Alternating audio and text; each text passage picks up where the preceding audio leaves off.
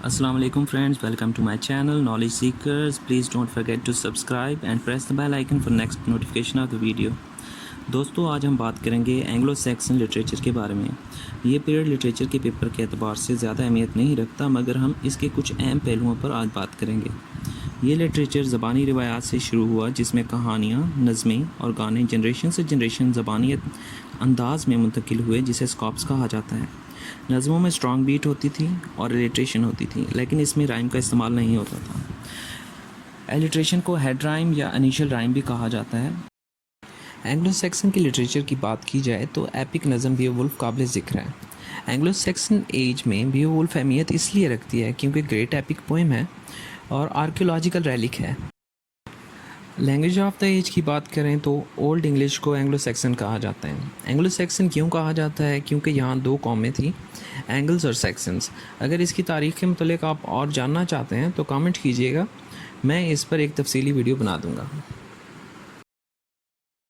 Beowulf Anglo Saxon की well known epic नज़म है। इसकी मिसालें ली जाएं कि सेम वर्क के साथ तो होमर्स की द इलियड और डेसी का नाम आएगा।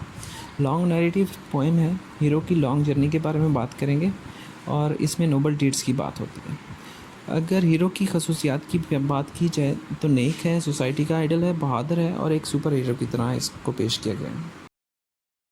हीरोइक कोड की बात की जाए तो इस एज को जर्मैनिक रूट्स थी इसमें, जिसमें हीरो जो था जंगजू था, स्ट्रेंथ थी, करेज थी और वफादारी थी।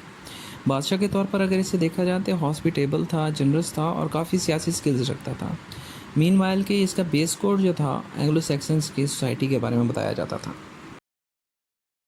बियोवुल्फ के थीम्स की बात की जाए तो यूनिवर्सल थीम्स से, जैसे गुड वर्सेस इवल, जिस तरह बियोवुल्फ इसका प्रोटैगनिस्ट था और ग्रेंडल इसका विलन था।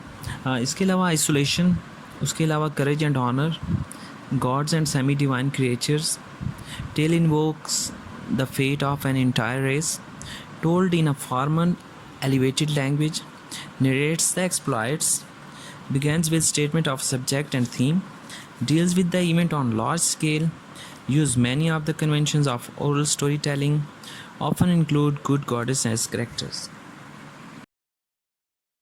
बियोवुल्फ फेमस अर्ली जर्मैनिक नज़म है। इसके अलावा 400 से 1000 के दरमियान में लिखी गई।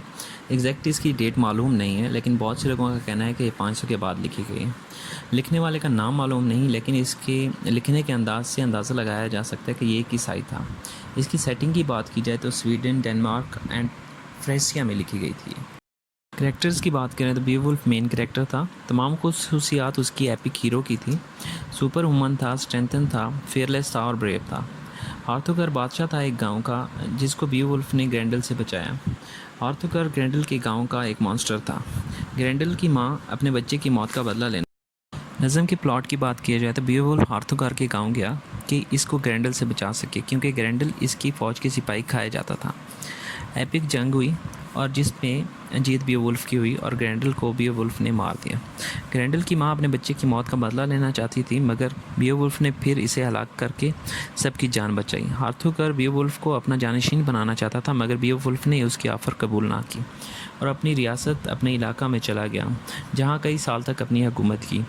इसके एक बहुत बड़े ड्रैगन से लड़ाई की जो लोगों को डराता था, और ड्रैगन और इसकी लड़ाई के दरमियान दोनों की मौत हो गई।